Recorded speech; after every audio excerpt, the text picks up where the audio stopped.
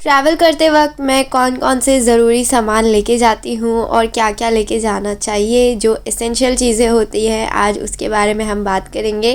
साथ में मेरे पैकिंग भी करेंगे क्योंकि हम जा रहे हैं कहीं बाहर, वो भी आपको जल्दी पता चल जाएगा। तो व्लॉग को करते हैं स्टार्ट। अस्सलामुअलैकुम, कैसे हैं आप सब लोग? सभी लोगों को मलिका का बहुत बहुत सलाम। उम्मीद है कि सभी लोग खुश और खैरियत से होंगे। आमीन। मैं भी बहुत खुश हूँ। रात का वक्त हो गया था और यहाँ पर मैं पैकिंग करना स्टार्ट कर चुकी हूँ। वैसे तो पहले हमारा कंफर्म नहीं था जाना, क्योंकि हमारे टिकट्स कंफर्म नहीं हुए थे। फिर टिकट्स अचानक ही कंफर्म हो गए। अच्छा, तो मैंने 2 ड्रेस जो पहले डाले हैं वो मैं कंफ्यूज थी कि उनमें से मैं कौन सा लेके जाऊँ। और ये मेरी नाइट ड्रेस है जो मैं न्यू लेके आई थी।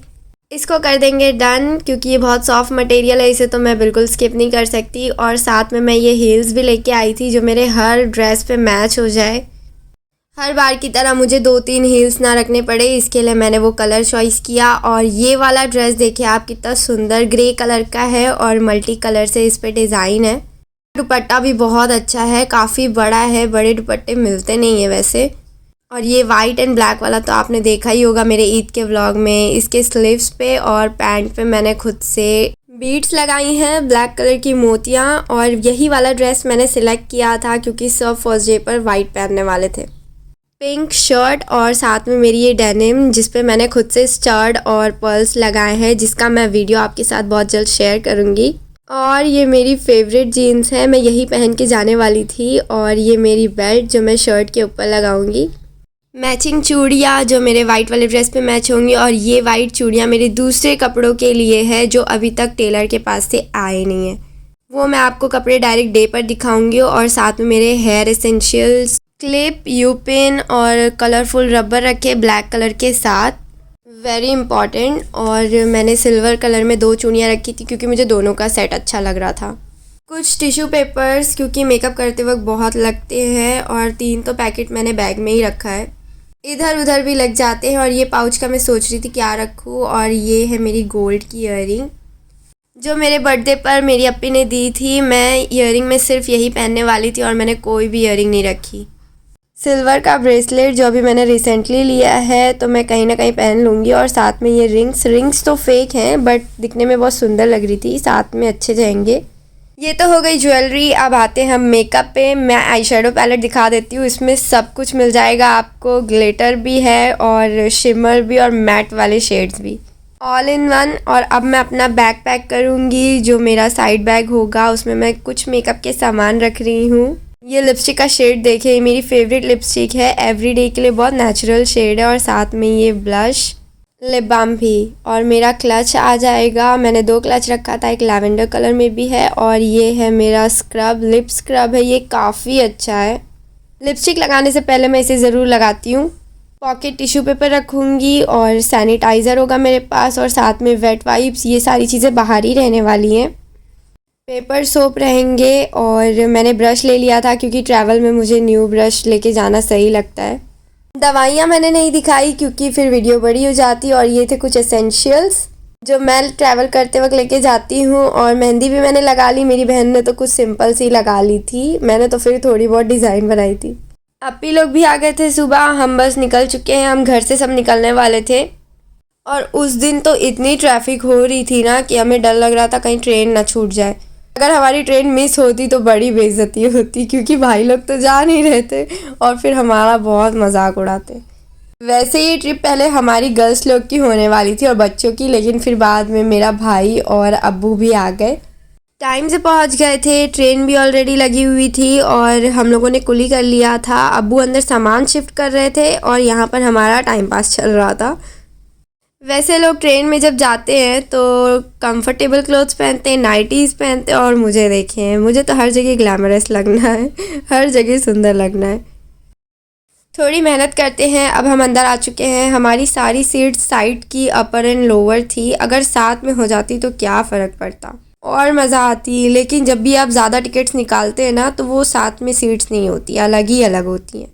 अब्बू कुछ सीट्स चेंज करवा रहे थे। खैर यहाँ पर देखें, मेरा भाई तो एकदम ही भूखा हो जाता है जैसे ही ट्रेन में आता है। वैसे ट्रेन में सबके साथ ऐसा होता है, आपके भी साथ होता है क्या? मुझे कमेंट्स करके बताएं। हम वेट कर रहे थे कि हमारी ट्रेन कब स्टार्ट होगी और ये फाइनली स्टार्ट हो चुकी है। सबकी अलग अलग सीट थी, लेकिन सारे बच्चे और मेरा भाई समेत सब हमारी सीट पे आके बैठे थे और उनको वहीं खेलना था। इनको पकड़ पकड़ के बिठाना पड़ रहा था क्योंकि ये गार्डन समझ के घूम रहे थे इधर। अब हम ऊपर आ चुके हैं, हम खोलेंगे स्नैक्स। और ये वाला मैंने सिर्फ एक चिप्स खाया था क्योंकि ये बिल्कुल भी अच्छा नहीं था खाने में। और बहुत सारी चॉकलेट्स थी, साथ में ये देसी कावा क्या कर रहा था अंदर। 2 चॉकलेट्स तो मैंने पहले ही निकाल के रख ली अलग, इससे पहले मेरा भाई देखता, ये जो मुझे पसंद है वो वाली। आप तो जानते ही हैं ना कि भाई लोगों से कुछ नहीं बचता, तो मैंने ये दोनों चॉकलेट अपने अलग कर लिए। और मेरी भांजी हुरैन जो सारे कलर्स और क्ले लाई थी जिससे वो ट्रेन में बोर ना हो। उसे बहुत भूख लग रही थी तो मैंने उसे फिर बुला लिया ऊपर और फिर मैंने बोला कि थोड़ा खाना खा लो। हम मटन पुलाव लेके आए थे और यहाँ पर मैंने उसके हाथ सैनिटाइज़ करवा दिए। यहाँ पर इनकी पार्टी स्टार्ट हो गई थी और मैंने साथ में ले लिया था कोल्ड ड्रिंक। एक बच्चा लुढ़क चुका है। अब हम खेलेंगे ऊनो क्योंकि शाम का वक्त हो गया था और धीरे धीरे सारे बच्चे लुढ़क रहे थे और अभी हमें टाइम मिला था कुछ करने का। नीचे अप्पी लोग की मेहंदी चल रही थी, मैं मेहंदी लेके आई हुई थी क्योंकि अप्पी लोगों ने मेहंदी नहीं लगाया था। इंस्टेंट वाली कोन थी, 5 मिनट में चढ़ जाती है। हर चीज़ करने से पहले ऐसा लगता है मेहंदी लगाना रूल हो गया है। और यहाँ कार्ड्स तो देखिए, मेरी बहन के पास बहुत अच्छे अच्छे कार्ड्स थे और मेरे। और यहाँ पर हुरैन कलर्स कर रही थी। मैं तो हैरान थी उसके इतने पिद्दी से बैग में सारा सामान आ कैसे गया। तो ये थी हमारी लास्ट कॉफ़ी, फिर सो गए थे और अब हो गया है दिन का वक्त। धीरे धीरे सुबह हो रही थी और इतना अच्छा व्यू लग रहा था। और यहाँ पर आधी से ज़्यादा ट्रेन खाली हो गई थी क्योंकि सब चित्तौड़गढ़ में उतर चुके थे और सब सो रहे थे। तो मैं और हुरैन यहाँ पर थोड़ी मस्ती कर रहे थे, नाश्ता करने लगे। इससे पहले हम जब मुंह धुलने गए थे फ्रेश होने के लिए तो बर्फ़ वाला पानी निकल रहा था। आइस बात लेके आए थे हम, फिर उसके बाद यहाँ पर बैठ के नाश्ता किए। मैं इसके बाल बनाने लगी थी क्योंकि ज़्यादा टाइम नहीं था, हम पहुँचने ही वाले थे। और ये कोम इतना क्यूट लग रहा था। सभी लोग उठ गए थे और फ्रेश हो गए थे क्योंकि 5-10 मिनट ही रह गए थे पहुँचने के लिए। फाइनली हम लोग पहुँच चुके हैं, हम आ गए हैं अजमेर शरीफ। किसी ने भी नाश्ता नहीं किया था, हम डायरेक्टली होटल में जाके नाश्ता करने वाले थे। और जब भी आप ट्रैवल करें बच्चों का प्लीज़ ध्यान दें उतरने में, चढ़ने में, और उन्हें बार बार जाने ना दे बाहर क्योंकि इन लोग को बहुत वॉशरूम जाना रहता है और ट्रेन में तो बिल्कुल सेफ़ नहीं है। अच्छा, अब अब्बू ने कर लिया था कुली, हम लोग यहाँ से लिफ्ट से ही चले जाएंगे ऊपर। स्टेशन पे वैसे काफ़ी भीड़ होती है जब भी हम आते हैं क्योंकि तब सीज़न रहता है। अभी सीज़न नहीं था शायद, इसकी वजह से ज़्यादा क्राउड नहीं था और स्टेशन अच्छा लग रहा था दिखने में। 2 रिक्शा कर लिया था। अंकल यहाँ पर हमारा सामान रख रहे थे। अंकल ने हमें एक होटल के बारे में बताया था, हम वहाँ जा रहे। इस दफ़ा हम कहीं और जा रहे थे, हम वरना डीलक्स, कायनात या फिर नाज में स्टे करते थे। व्लॉग को करते हैं एंड और मिलते हैं नेक्स्ट व्लॉग में। Stay tune. अल्लाह हाफिज़।